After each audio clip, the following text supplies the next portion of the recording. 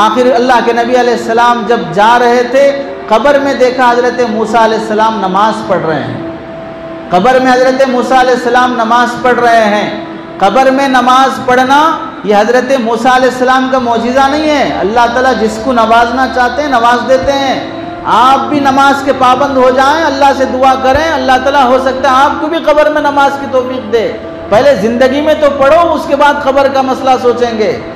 हज़रत मूसा अलैहिस्सलाम तो उनकी उम्मत पर तो 2 रकात नमाज फ़र्ज थी, वो उनसे नहीं हो सका था। इसी वास्ते हज़रत मूसा अलैहिस्सलाम अपने अल्लाह के नबी से फरमा रहे थे कि आपकी उम्मत 50 वक्ती कहाँ पढ़ेगी। तो हज़रत मूसा अलैहिस्सलाम तो बड़े आला दर्जे के नबी थे। अल्लाह के नबी ने उनको कब्र में नमाज पढ़ते देखा। हाँ, किसी को कब्र में नमाज पढ़ते देख लेना जबकि कब्र ढकी हुई है, कब्र ढकी हुई, कब्र खुली हुई नहीं थी, कब्र ढकी हुई है। और फिर हज़रत मूसा अलैहिस्सलाम का दुनिया से रिहलत होकर 1000 साल से ज़्यादा हो चुका। इतने 1000 साल पहले जो इंतकाल हो गया, उनकी कब्र में नमाज पढ़ते हुए अंदर मौजूद हैं, ऊपर खड़े हुए अल्लाह के नबी ने देख लिया। ये अल्लाह के नबी का मौजिज़ा था।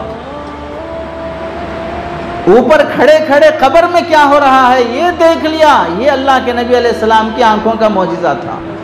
इसीलिए जब मक्का मुकर्रमा या मदीना में अल्लाह के नबी जब कहीं जा रहे थे कब्रस्तान पर से, तो देखा वहीं खड़े खड़े और फरमाया ये 2 कब्र वालों को अजाब हो रहा है।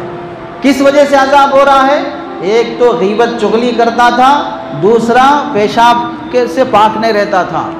पेशाब करके ऐसे उड़ जाते हैं, पैरों पे पड़ता है, पैंट पे पड़ता है, टाइट जींस पैंट पहनते हैं जिसमें उठने के बाद फिर 1-2 खतरे पैंट पे गिर जाते हैं। जो पेशाब से नहीं बचते हैं उनको कब्र का अजाब दिया जाता है।